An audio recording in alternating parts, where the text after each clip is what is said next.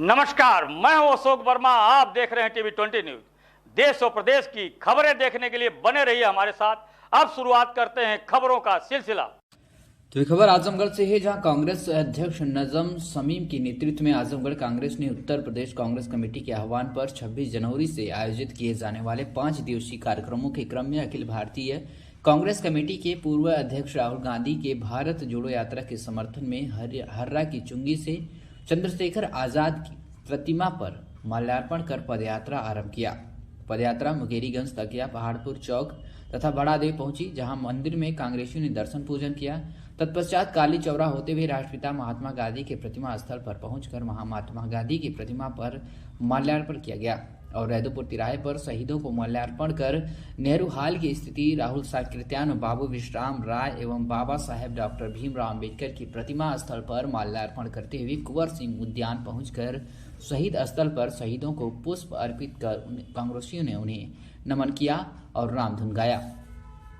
यात्रा में मुख्य अतिथि पूर्व सांसद बाल कृष्ण चौहान उपस्थित रहे। कार्यक्रम में संतोष कटाई, तेज बहादुर यादव, साने आलम बेग, मुन्नू यादव, उमेश कुमार गौतम, संतोष सिंह, जयराम, ओमकार पांडे, जावेद खान, शाहिद खान, बरकत उल्लाह बेग, मसूद अंसारी, रियाजुल हसन, प्रभुराम, नगीना मौर्य, सुरेंद्र तिवारी, रमेश राजभर, श्रीनिवास चौधरी, तेज प्रताप सिंह, गौतम कुमार, कन्हैया कुमार, गोविंद शर्मा, बिलाल अहमद, शंभू शास्त्री, सीमा भारती, अफजल आदि लोग मौजूद रहे। अपना परिचय दे दें। मैं मोहम्मद नजम शमीम, अध्यक्ष शहर कांग्रेस कमेटी। आज जिस तरह से जुलूस निकली है गांधी जी की शहादत दिवस पे, क्या उद्देश्य है इसका, क्या कहना चाहिए? हम लोगों का प्रादेशिक प्रोग्राम चल रहा था, जो राहुल जी की भारत जोड़ो न्याय यात्रा चल रही है, उसकी प्रतिबिंबित यात्रा चल रही थी पिछले 26 तारीख से। आज उसका समापन है। आज गांधी जी का शहादत दिवस है। आज ही के दिन गांधी जी को हम नमन करते हैं और उन फासिस्ट ताकतों को जो है के लिए दुआ करते हैं कि ऊपर वाला जो है उनके दिल में प्यार मोहब्बत और गांधी जी की विचारधारा डाले और देश जो है इस ताकत से आज़ाद हो, देश में खुशहाली। आपने एक स्लोगन रखा है कि मोहब्बत की दुकान, इसका क्या उद्देश्य है? मोहब्बत की दुकान ये है कि देश जो है हमारा गुलदस्ता है और गुलदस्ते में अगर कांटे पैदा होंगे तो वो अच्छा नहीं रहेगा। देश जो है सबको लेके चलने वाला हमारा देश था, जो हमारे स्वतंत्रता सेनानियों ने जो ख्वाब देखा था इस देश के लिए, उन कहीं ना कहीं आज वर्तमान सरकार उनके ख्वाबों पे जो है पलीता लगा रही है, जो हमें बर्दाश्त नहीं होता है। देश सबका है और सब एक साथ मिल के चले और सब आपस में मोहब्बत करे, एक दूसरे से भाईचारगी रहे, यही हम चाहते हैं, यही कांग्रेस का संदेश है। सर अपना परिचय दे दें। मैं बालकृष्ण चौहान, पूर्व सांसद घोसी, कांग्रेस पार्टी का एक कार्यकर्ता हूँ। आज जो कांग्रेस की जो रैली निकली है, क्या उद्देश्य है और क्या कहना चाहेंगे? आज जो है हमारे देश में संविधान को दरकिनार करके जो वर्तमान सरकार है आरएसएस बीजेपी के, संविधान के विपरीत सारे काम कर रही है, जन भावनाओं का निरादर कर रही है, जनता की आवाज़ को दबा रही है, सारे संस्थानों में जो भी तरीके हैं उसको अपने हाथ में कलेक्ट कर रही है। वहाँ जनता की कोई सुनवाई नहीं हो रही है। यहाँ तक कि पार्लियामेंट में भी सांसदों की आवाज़ को दबाने के लिए बार बार संसद से उनको जो है निलंबित कर दिया जा रहा है। सड़क पर भी आवाज़ कोई उठा रहा है तो उसको जेल में डाल दिया जा रहा है। इन सबों के विपरीत जनता को जगाने के लिए कि भाई देश की आज़ादी पुनः खतरे में है। बहुत लड़ाइयों के बाद देश आज़ाद हुआ था, पुनः देश गुलाम ना हो जाए। गुलाम का मतलब जनता अपनी बात न कह सके तो यही सबसे बड़ी गुलामी है। अभिव्यक्ति की आज़ादी पर अंकुश जो है धीरे धीरे ये लोग लगा चुके हैं। ये जो चुनाव आ रहा है उसमें हम लोग कांग्रेस के लोग ये न्याय यात्रा माननीय राहुल गांधी जी निकाले हैं, भारत जोड़ो न्याय यात्रा, कि सबको न्याय मिले, आर्थिक न्याय मिले, सामाजिक न्याय मिले। जो अन्याय लोग कर रहे हैं उससे मुक्ति हो। अब की बार जो है चुनाव हो, जनता जो है निर्णय ले कि इस फासिस्टवादी हिटलरवादी ताकतों को हटा करके फिर लोकतांत्रिक व्यवस्था वाली शासन पद्धति के जाने वाली कांग्रेस पार्टी को स्थापित किया जाए। उन्हीं सब मुद्दों के लिए राहुल गांधी की यात्रा के सपोर्ट में देश के हर ब्लॉक में 26 जनवरी से लेकर के 30 जनवरी तक आज जो है महात्मा गांधी का ये शहादत दिवस है। 30 जनवरी 1948 में उनकी हत्या किया था नाथूराम गोडसे ने। उनकी स्मृति में उनकी आत्मा को शांति के लिए, उनके संदेश और आदर्शों को आत्मसात करने के लिए, जानने के लिए, समझने के लिए हम लोग एकत्र होकर के जनता को भी बता रहे हैं और अपना जो है हम उनके आत्मा को श्रद्धांजलि दे रहे हैं, उनको याद कर रहे हैं महात्मा गांधी जी को।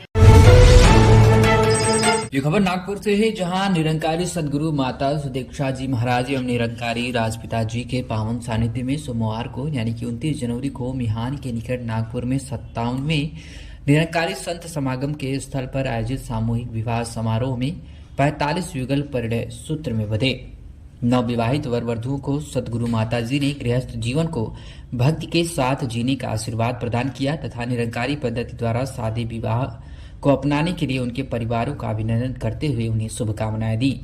इस सामूहिक विवाह कार्यक्रम में पारंपरिक जयमाला के साथ निरंकारी विवाह का विशेष चिन्ह साझा हार भी प्रत्येक जोड़ी को मिशन के प्रतिनिधियों द्वारा पहनाया गया। लाओं के दौरान सदगुरु माता जी एवं राजपिता जी ने वर वधु व पुष्प वर्षा कर अपना दिव्य आशीर्वाद प्रदान किया।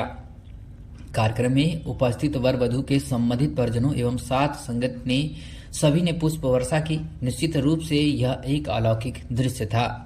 आपको बता दें कि शुभ अवसर पर महाराष्ट्र के अतिरिक्त भारत के विभिन्न राज्यों से कुल 45 युगल सम्मिलित हुए थे, जिनमें मुख्यतः महाराष्ट्र के नागपुर, वडसा, मुंबई, अहमदनगर, छत्रपति संभाजीनगर, चिपळूण, धुले, डोंबिवली, जालना, कोल्हापुर, नासिक, पालघर, पुणे, सोलापुर आदि स्थानों के अतिरिक्त मध्य प्रदेश, गुजरात, राजस्थान, उत्तर प्रदेश, चंडीगढ़, हरियाणा एवं ओडिशा आदि राज्यों के वर वधुओं का समावेश था। सामूहिक विवाह के उपरांत सभी के लिए भोजन की समुचित व्यवस्था समागम स्थल पर ही की गई थी। आपको बता दें कि सादा शादियों के अंतर्गत काफी संख्या में स्नातक, स्नातकोत्तर एवं उच्च शिक्षित नौजवानों के रूप में वर वधुओं का समावेश हुआ। कुछ परिवार ऐसे भी थे जो अपने बच्चों की शादी के लिए बड़े धूमधाम से कर सकते थे, लेकिन सदगुरु की पावन छत्र छाया में उनकी दिव्य सिखलाई को अपनाते हुए निरंकारी पद्धति के अनुसार सादे रूप में शादी करके समाज के सामने उन्होंने एक आदर्श उदाहरण प्रस्तुत किया। निसंदेह सादा शादियों का यह एक अलौकिक दृश्य जाति वर्ण विषमता को मिटाकर एकत्व का सुंदर संदेश प्रस्तुत कर रहा था, जो कि निरंकारी मिशन का संदेश भी है।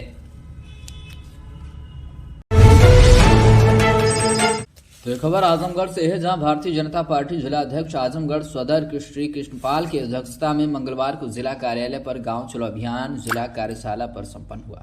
आपको बता दें कि मुख्य अतिथि के रूप में जिला प्रभारी अशोक सिंह व विशिष्ट अतिथि के रूप में क्षेत्रीय महामंत्री व आजमगढ़ लोकसभा प्रभारी सुनील गुप्ता मौजूद रहे। इस अवसर पर मुख्य अतिथि आजमगढ़ प्रभारी अशोक सिंह ने कहा कि प्रधानमंत्री नरेंद्र मोदी के नेतृत्व में विगत 10 वर्षों में किए गए बुनियादी बदलाव में भारत आर्थिक परिवर्तन की आधारशिला बनकर उभरा है। राजनीतिक स्थिरता, भ्रष्टाचार मुक्त शासन और निवेश समर्थन नीतियों से भारत विश्व की शीर्ष 5वीं अर्थव्यवस्था में शामिल है। विगत 10 वर्षों में गरीब कल्याण, महिला सशक्तिकरण और सांस्कृतिक उत्थान सहित विकास के सभी आयामों पर बेहतरीन कार्य हुआ है। भारत के इस अंतिम अप्रतिम विकास मॉडल को जन जन तक ले जाकर 2024 की लोकसभा चुनाव में पुनः जन समर्थन जुटाने के लिए राष्ट्रीय अध्यक्ष जेपी नड्डा के निर्देश और प्रदेश अध्यक्ष भूपेंद्र चौधरी के नेतृत्व में 4 फरवरी से 11 फरवरी तक गांव चलो अभियान चलाया जा रहा है। इसी क्रम में आजमगढ़ जनपद के सभी गांव में 24 घंटा समय देने वाले प्रवासी कार्यकर्ता भेजे जाएंगे। वहीं मौके पर जिलाध्यक्ष श्री कृष्णपाल ने बताया कि कार्यक्रम को सफल बनाने के लिए जिला महामंत्री ननकू राम सरोज को गांव चलो अभियान का जिला संयोजक बनाया गया है।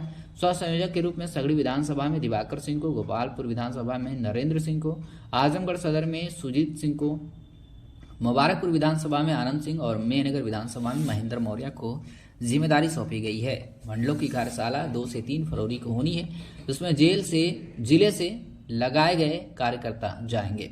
इस अवसर पर जयनाथ सिंह, माहेश्वरी कांत पांडे, ध्रुव सिंह, प्रेम प्रकाश राय, अरविंद जायसवाल, सत्येंद्र राय, ननकुराम सरोज, विनोद उपाध्याय, पवन सिंह मुन्ना, ब्रजेश यादव, अवनीश उपाध्याय, महेंद्र मौर्य, मयंक गुप्ता, विवेक निषाद, अभिनव श्रीवास्तव, शोभित श्रीवास्तव, मृगांक शेखर सिन्हा, विजय प्रकाश गुप्ता, अवनीश चतुर्वेदी, निखिल राय, मिथिलेश चौरसिया, सौदागर भारती, पदाधिकारी व कार्यकर्ता मौजूद रहे।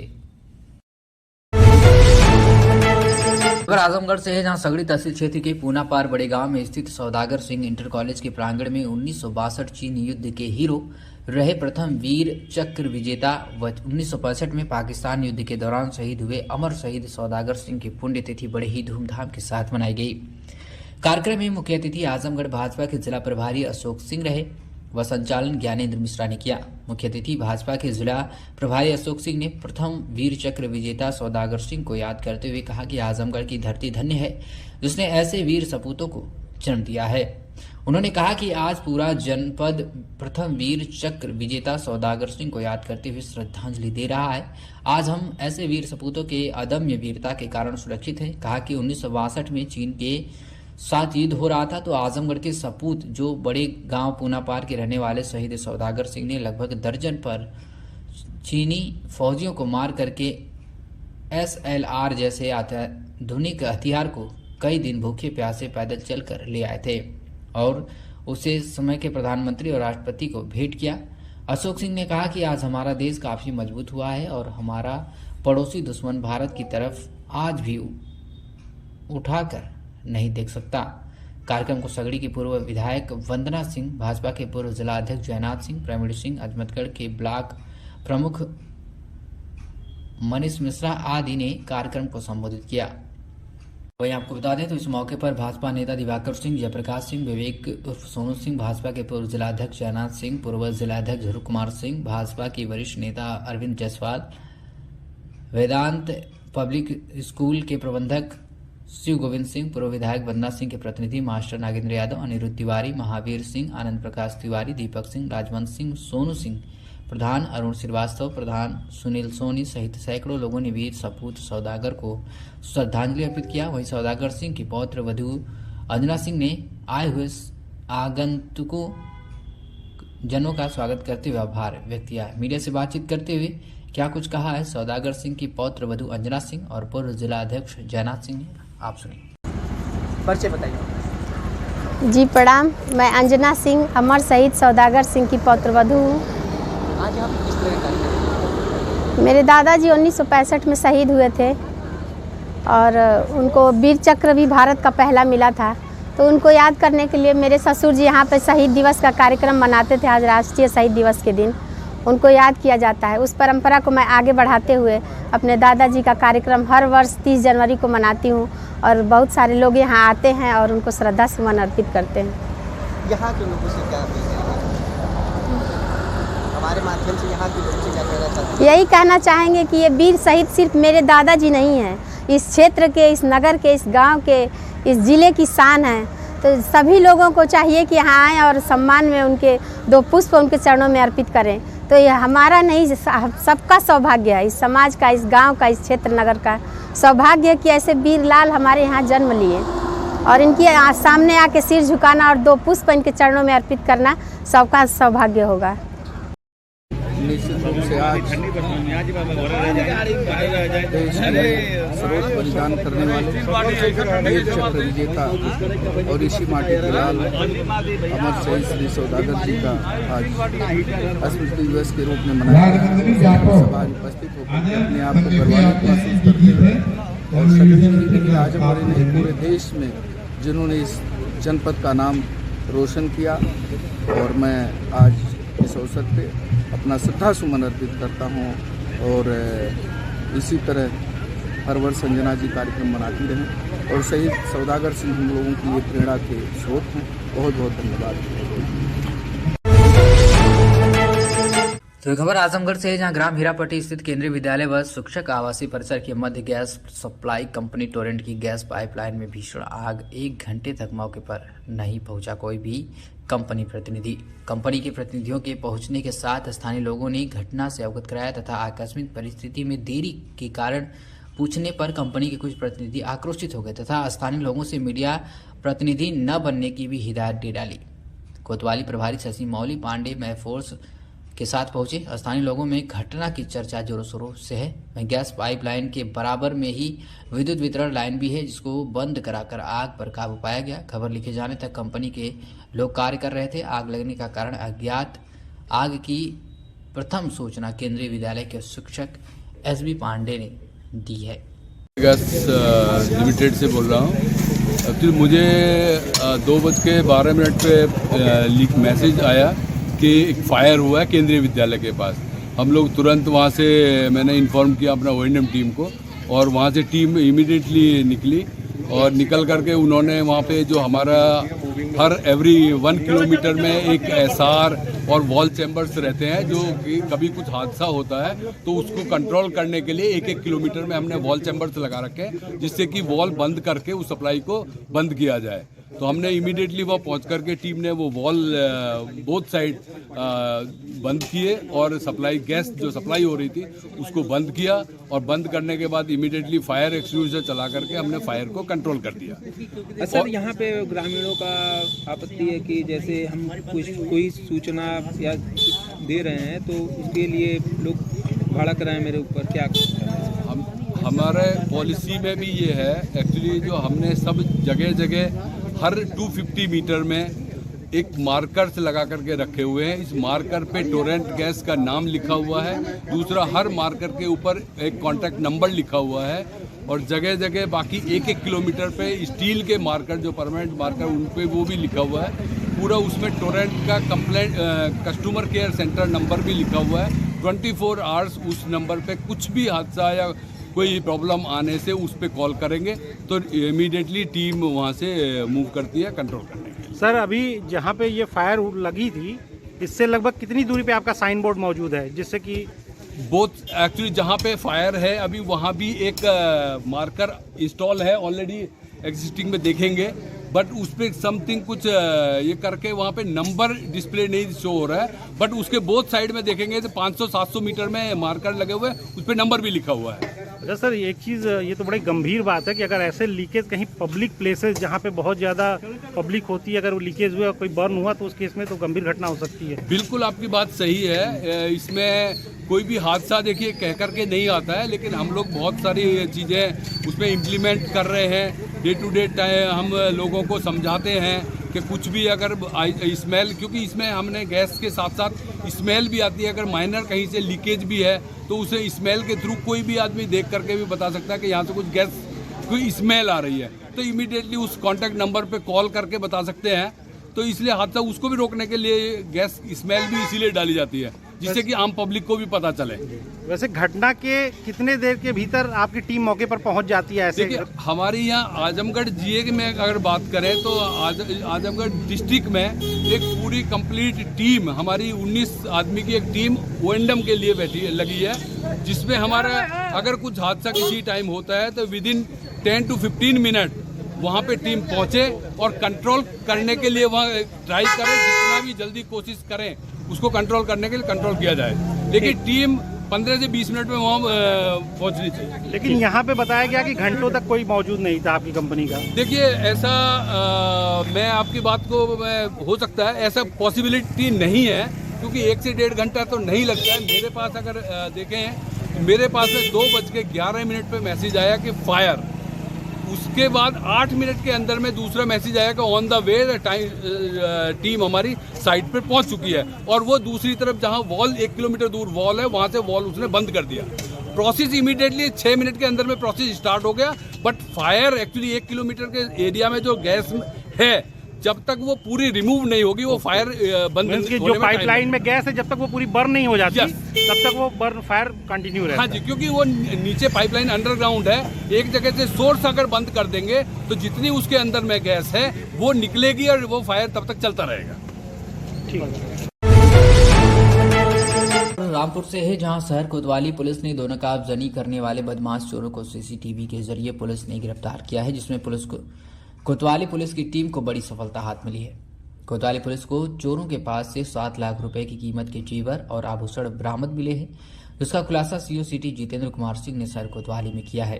आपको बता दें कि चोरों ने 26 और 27 जनवरी की रात को जामा मस्जिद सराफा बाजार में बाबुल भाई की दुकान में चोरी की घटना को अंजाम दिया था। वादी बाबुल 27 को सुबह शहर कोतवाली में पहुंचकर मुकदमा दर्ज कराया था। इसमें पुलिस अधीक्षक राजेश द्विवेदी, अपर पुलिस अधीक्षक अतुल कुमार श्रीवास्तव ने पुलिस टीम गठित की थी। कोतवाली प्रभारी निरीक्षक मनोज कुमार के नेतृत्व में पुलिस टीम को इन चोरों की काफी समय से तलाश चल रही थी या फरार चल रहे थे। पुलिस लगातार दबिश भी दे रही थी। आसपास लगे सीसीटीवी कैमरे की मदद से चोरों की पहचान भी कर ली गई थी।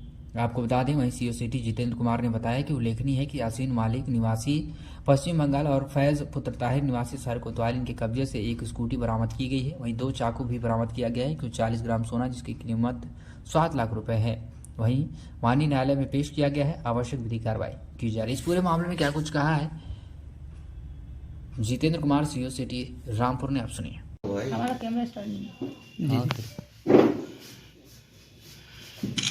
जी सर, आज प्रेस वार्ता बुलाइए, क्या कहना चाहेंगे? कोतवाली रामपुर में 26/27 की रात में सराफा बाजार में एक चोरों के द्वारा अज्ञात सराफा बाजार में दुकान पर चोरी की गई थी, जिसमें तत्काल प्रभाव से FIR पंजीकृत कराकर कोतवाली प्रभारी के द्वारा इंस्पेक्टर मनोज कुमार के द्वारा टीम गठित की गई। टीम गठित में तत्काल प्रभाव से चोरी का वर्कआउट किया गया, जिसमें 2 अभियुक्त गिरफ्तार किए गए तथा उसके साथ में जो चोरी किया गया माल बरामद किया गया उसमें 100% माल बरामदगी के साथ साथ उनसे और भी पूछताछ की जा रही है और आसपास की घटनाओं के बारे में जानकारी की जा रही है। सीओ साहब, किसके लूट हुई थी, कब हुई थी वारदात? ये जो इसका यासीन है, यासीन के मकान में ही इसमें किराएदार था, जो बाबुल नाम का व्यक्ति था, उसमें ही किराएदार के उस पर रह रहा था।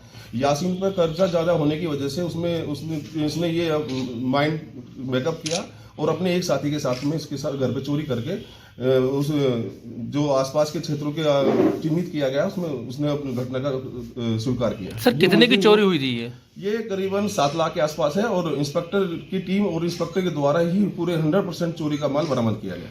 ये पास से बरामद क्या चीज हुई है? ये सराफा बाजार के काम करने वाले मुलजिम हैं जो आसपास के क्षेत्रों में वास करते थे। इन्होंने पहले भी इनसे पूछताछ करने पर बताया गया कि ये कभी इन्होंने सट्टे में कोई पैसा हारने की वजह से, काफी कर्जा होने की वजह से इन्होंने ये कदम उठाया। अब इनका एहसास है कि हमने गलत काम किया है और इनके द्वारा ही इनकी निशादेवी बरामद की गई है। इनका आपराधिक इतिहास है कुछ? अभी जानकारी की जा रही है। जानकारी के बाद इसको सर बरामद क्या चीज हुई इनके पास से? इनके पास से इनके जो वादी के अनुसार बताया गया है उससे भी जो है ये गले का सेट है, गले की चेन है और चोकर है गले का और ये 2 चाकू बरामद किए गए। ये मुलजिम कहाँ के हैं, रामपुर के हैं कि बाहर के? ये बाहर के रहने वाले हैं, यहाँ पर रह के निवास कर रहे थे, जिसकी वजह से अभी और भी पूछताछ कर रहे हैं। वहाँ भी इनकी क्रिमिनल हिस्ट्री के बारे में जानकारी की जा रही है जहाँ के ये रहने वाले। सर, गिरफ्तार करने वाली टीम को कुछ इनाम की घोषणा अभी अधिकारी को सूचित की गई है, इसमें 5,000 का इनाम दिया जाएगा। फुटेज, CCTV फुटेज लगी हुई थी क्या वहाँ?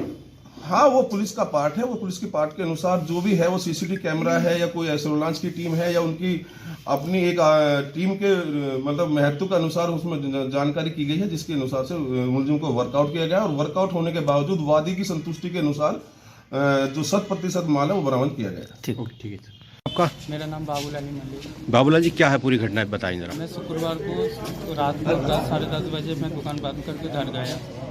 उसके बाद शनिवार को जैसे सुबह 10:30 बजे आया दुकान में तो ताला टूटा पड़ा था। हमने दुकान खोला, देखा एक भी सामान नहीं है। क्या क्या सामान गया? उसमें 3 चोकर था और 7 गला था, मतलब 3 चोकर था और 7 गले का सेट था। चोरी को अंजाम देने वाले कौन लोग हैं? वो चचा लगता है मेरा। अच्छा, आपके चचा? हाँ, तो किराएदार किराएदार उनकी ही दुकान है, मैं किराया ले रहा। कितनी लागत थी उस सामान की जो गाया? 10 लाख की थी। तो कहाँ से ये गाया सामान? कहाँ पे थी दुकान? दुकान फाटक में। इस पे सराफे में थी? सराफा फाटक। अच्छा, जुम्मा मस्जिद का पीछे। लगभग कितनी कीमत का सामान होगा? 10 लाख की। 10 लाख। अच्छा, तो कंप्लेंट की आपने, तो 2 की गिरफ्तारी हो गई उसमें? सामान मिल गया सारा? क्या शुक्रिया अदा करना चाहते पुलिस का? पुलिस को मैं न्याय चाहता। सामान सारा मिल गया? जो चोरी करने वाले थे आपके चाचा थे? चाचा लगते थे? इसमें है? पकड़ के गई। तो कौन सी तारीख की घटना है ये शुक्रवार को रात को हुई, शनिवार को हमें पता था। खबर आजमगढ़ से है। आजमगढ़ के महाराजगंज थाना क्षेत्र के टिकर पैठा गांव निवासी पीड़ित ने मंगलवार को कलेक्ट्रेट पहुंचकर डीएम को ज्ञापन सौंपकर न्याय की गुहार लगाई। आपको बता दें कि पीड़ित महाराजगंज थाना क्षेत्र के टिकर पैठा निवासी चंद्रजीत प्रजापति ने बताया कि उसके गांव के ही निवासी दुर्गेश दुबे रास्ते के विवाद के मामले में पीड़ित के घर का रास्ता बंद कर दिए हैं, जिससे पीड़ित को घर में आने जाने में बहुत ही दिक्कतों का सामना करना पड़ रहा है। किसी प्रकार से अन्य रास्ते का उपयोग कर वह घर पर आ जा पा रहा है। सामान्य रास्ता बंद होने से परिवार का आना जाना मुश्किल हो गया है। मामले में स्थानीय स्तर पर कोई कार्रवाई नहीं की जा रही है, इसलिए पीड़ित ने कलेक्ट्रेट पहुंचकर डीएम से गुहार लगाई है। सुनाते हैं इस मामले में पीड़ित ने क्या जानकारी दी। नाम है चंद्रजीत प्रजापति। चंद्रजीत प्रजापति कहाँ के रहने वाले हैं? ग्राम टिकर पैठा। ग्राम टिकर पैठा। टिकर पैठा थाना महाराजगंज। थाना महाराजगंज। क्या मामला आज आप जिलाधिकारी के पास आए थे? तो हमारा ये मामला है कि रास्ता हमारा बंद है, विवाद है रास्ते का। कब से है विवाद? बहुत दिन से है। तब वो कब से? करीब 2 साल हुआ। अच्छा, 2 साल से। क्या है पूरा मामला? हमें रास्ता मिल जाए, हम रास्ते से आए जाएं। हमारा रास्ता रुका हुआ, कोई साधन नहीं जा रहा है। कौन रोक रहा है आपके रास्ते? दुर्गेश दुबे। क्या है ये गांव के निवासी हैं। क्यों रास्ते को रोक रहे हैं? कह रहे हैं इसको नहीं जाने देंगे हम आपको, रास्ता हमारा है उस कागज में। आज आपने जिलाधिकारी को पत्र सौंपा है? हाँ सौंपे हैं। क्या आश्वासन मिला? आश्वासन मिला है कार्रवाई करेंगे।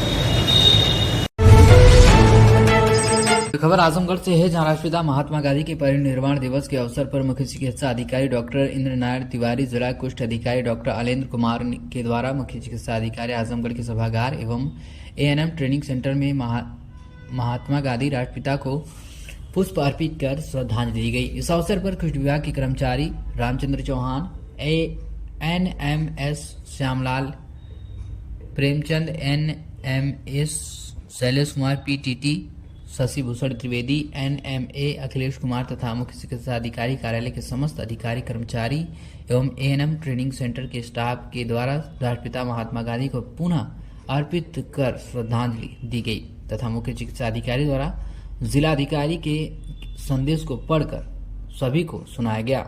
इसी क्रम में भारत सरकार एवं राज्य सरकार के निर्देशानुसार 30 जनवरी 2024 से 13 फरवरी 2024 तक जनपद आजमगढ़ के समस्त ब्लॉकों एवं नगरीय क्षेत्रों में स्पष्ट कुष्ठ जागरूकता अभियान 2024 के रूप में मनाया जा रहा है। वहीं जिसमें प्रत्येक ग्राम पंचायत स्तर पर नगरीय वार्डों में सभा आयोजित कर आम जनमानस में कुष्ठ रोग के प्रति जानकारी एवं जागरूकता उत्पन्न कराया जाना है, जिसमें स्लोगन भेदभाव न करें, सम्मान को गले लगाएं। सर, आज क्या प्रोग्राम रहा यहाँ पे एनएमटीसी सेंटर पर? आज 30 जनवरी है। 30 जनवरी के दिन जी महात्मा गांधी जी का परिनिर्वाण दिवस है जी। उस दिवस को हम लोग कुष्ठ रोग दिवस के रूप में मनाते हैं। आज से 2 सप्ताह के लिए स्पर्श अभियान का प्रारंभ किया गया है, जिसके माध्यम से हम लोग पूरे समाज के हर वर्ग में कुष्ठ की पहचान के बारे में और कुष्ठ के बारे में कोई भ्रांतियाँ उसको दूर करने के लिए एक जन जागरण अभियान चलाकर उन्हें संवेदीकृत करेंगे।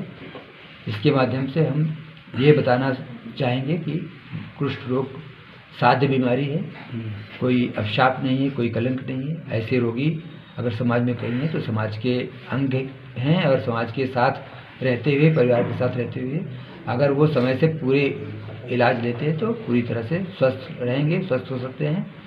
दोबारा कुष्ठ रोग होने की संभावना ना के बराबर होती है अगर पूरा इलाज हो जाए तो। हमारा प्रयास होगा कि जितनी जल्दी कुष्ठ के रोगियों का पहचान हो सके और उनको उपचार पर रख सकें तो इसका संक्रमण भी नहीं बढ़ने पाएगा, साथ में उस रोगी में विकलांगता की प्रतिशत भी संभावनाएं भी काफ़ी कम हो जाएंगी। तो हमारा यही उपचार, ये निःशुल्क उपचार सारे प्राथमिक स्वास्थ्य केंद्रों पर, सामुदायिक स्वास्थ्य केंद्रों पर उपलब्ध है। हमारी आशाएं, हमारे एएनएम, हमारी सीएचओ अपने स्तर से अपने क्षेत्र में जाकर के इनके कुष्ठ रोगियों के लिए संपर्क प्रचार करेंगे और उनके रोगियों को खोजेंगे और जो भी रोगी मिलते हैं उनको तत्काल उपचार पर रख करके उनको नजदीकी CCPC या फिर अपने जिला सभी शपथ भी दिलाया गया सर। आज इसी अभियान के तहत हमने जो भारत सरकार से प्राप्त जिलाधिकारी के नाम एक शपथ पत्र था, संदेश था, हमने सभी को शपथ दिलाया है कि हमको कुष्ठरोगियों से की पहचान करनी है और उनसे कोई भेदभाव नहीं करना है, उनको कलंक नहीं मानना है और सम्मान के साथ उन्हें जीने का पूरा हक देना है।